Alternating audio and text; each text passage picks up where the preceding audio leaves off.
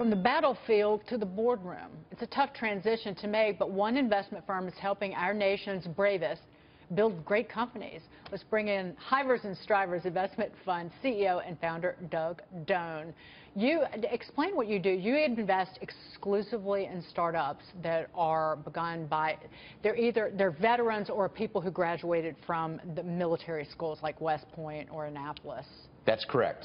The young men and women today that are graduating from the U.S. Service Academies, West Point, Annapolis, Air Force Academy, and Coast Guard Academy are special people. They volunteer to be in the worst and most difficult assignments on the planet.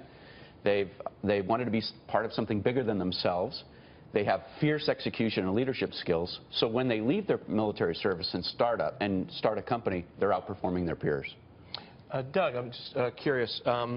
How do you source your investments? Do you get your name out there? Do you actively seek out companies run by folks meeting the criteria? Yes. The simple fact is the military community is a tribe within tribes within tribes. So when one classmate hears about how to get funding for their startup, it virally moves across, and we see pretty much every great deal that the military academy grads are coming out with. A lot of us who've had some experience have, I think by default now, an assumption that if somebody's got military training, they're probably going to be a better than average employee. Just the work ethic that they learn, the capacity to deal with challenging situations, the follow through, just the teamwork. How do they perform in a leadership role?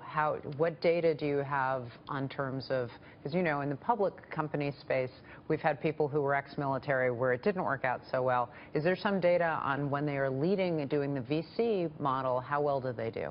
We found that the companies started by young military academy grads and vets are outperforming their peers. The average returns for our early stage investment companies around 20% a year.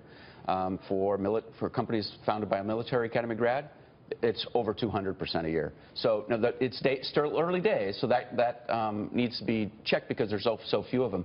But by any measure, they're doing much better than their peers. What are some of the specific skill sets that you see in some of the leaders of these companies that make them succeed in the work? They're fierce. Because our investment profile, we're investing in leaders, not companies. We go all over the map. So we have companies in food. We have food companies. We have a Navy combat pilot that started ketchup company that takes out all the corn syrup. Now, you wouldn't expect a combat pilot to be starting a ketchup company, but that's exactly what he needed, those skills in order to drive a company, make it successful.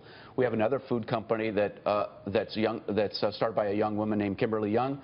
She employs more Afghan women than any other company in the world by exporting saffron spice. So they have to have that fierce ability to drive through difficulties, and it's the leadership. It's always about the leadership. Doug, please come back and tell us more as you make investments and bring some of your entrepreneurs with you. Happy to do it. Doug Doan, thank you. Thank you. Happy 4th. Thank you. Take care.